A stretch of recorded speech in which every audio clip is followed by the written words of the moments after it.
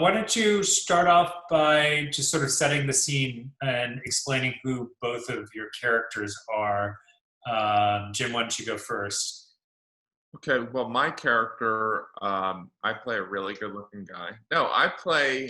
Uh, really, the movie is about Antoine's character, who is a junkie who really, through the series of, I think, some bad luck, but has inadvertently been framed as a huge drug dealer, and he's positioned to spend his entire life in a prison in Thailand.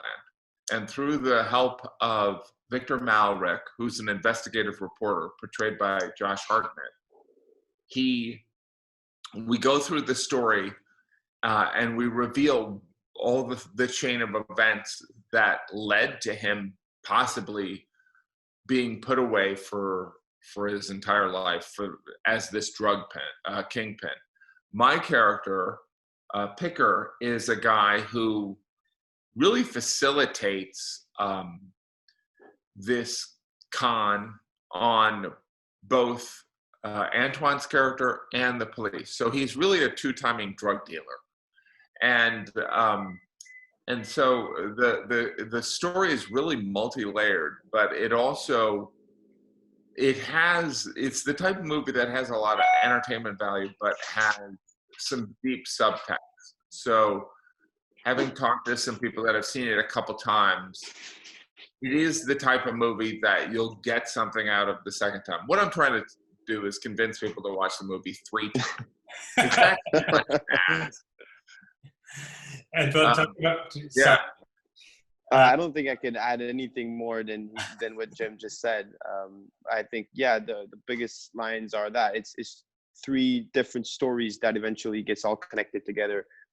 One point of view is from my character, which is a junkie that gets involved into a fake drug bust, and then you have the RCMP agents who wants to, have more results during his work year, and you have the character of Josh Hartnett, who is the investigate journalist who hears about this huge kingpin guy that was being put in jail in Thailand, and just wants to put his nose into that and just trying to find out what's really behind this story.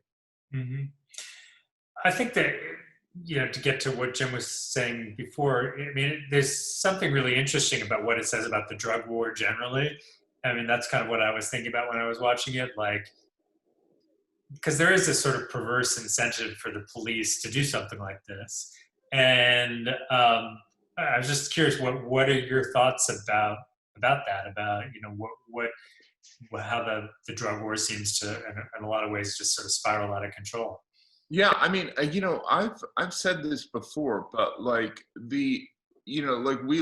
in this age where we're really looking at abuse of power and stuff like that. But I think what Daniel Roby, the director and writer of this, has really captured is that some of it is there's motivating factors that prompt people to make mistakes, whether it's Antoine's character or the police, that are just human ignorance or idiocy or ego.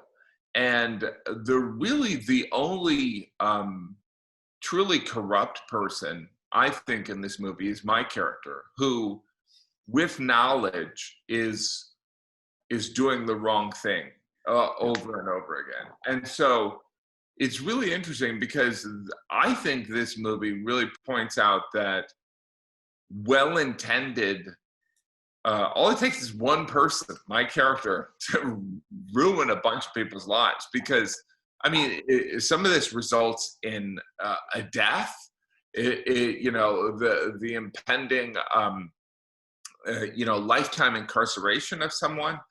And it's different intentions and human frailty that really can, you insert one bad element and it really can go astray. Antoine, what do you think about what it says about the drug war?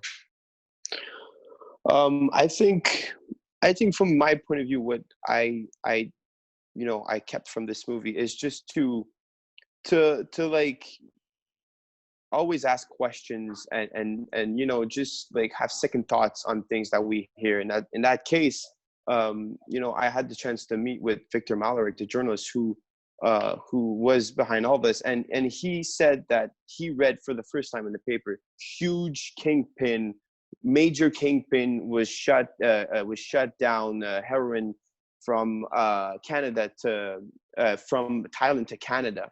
And he was like, oh really, this huge kingpin guy, this major a pipeline of drug was shut down. And he was just, okay, I'm gonna go meet with this guy. And then he figured out that he realized it was just a 20 something year old kid who ended up there for like no valuable reason. And so I think it's just to like not to take anything we read for principe du cash. It's like an expression we say in French, to just take everything for facts. Yeah, yeah. So both of you, are playing pretty interesting roles. I imagine that was a challenge to get into, or probably pretty interesting to get into both of these characters for different reasons. Talk a little bit about how you got into those characters, and if you had a favorite scene out of the movie that you like playing for both of you. I'll say I love playing people that are, flawed.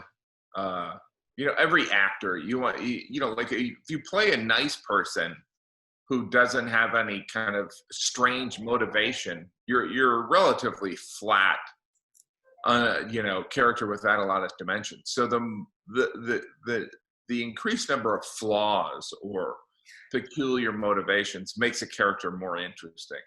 Now, building that character, or because you can't get to a decision where you're like, I'm gonna act like I want to betray this guy. You need to build that motivation through the logic and the mathematics of that character. So I mean, it's really fun, but it's really kind of small mental work that I enjoy doing. And some of it is some of it is the existing perception. It's the connection of the two human beings. Do you know what I mean? Like it's, when Antoine and we met as these two characters, like if we had met as in a different setting, our relationship, we'd probably still be friendly, but the relationship wouldn't be the same. I met, and the status of my character was up here. When obviously, if we met, the status of our relationship would be much more equal. And so you use some of that's kind of embodied in the script and the relationship on how you meet these people. Yeah. Antoine, for you, what was your favorite scene to do, and how did you get into this character that has a lot of flaws? Mm-hmm. Well, the first thing I did for my character, it was to get in touch with the real guy, whose name is Antoine Olivier.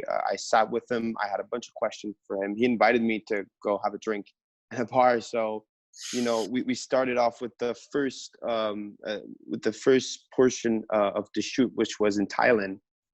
And so he couldn't follow us over there, but I sat with him. I asked him all the questions that I had, and just to take as much as information as I could with me over there. And then with Daniel Robbie, we had another slightly different character for the purpose of the movie.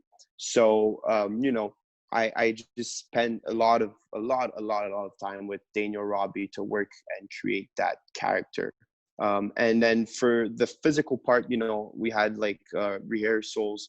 We had three days of rehearsals for the whole fighting scene and the prison.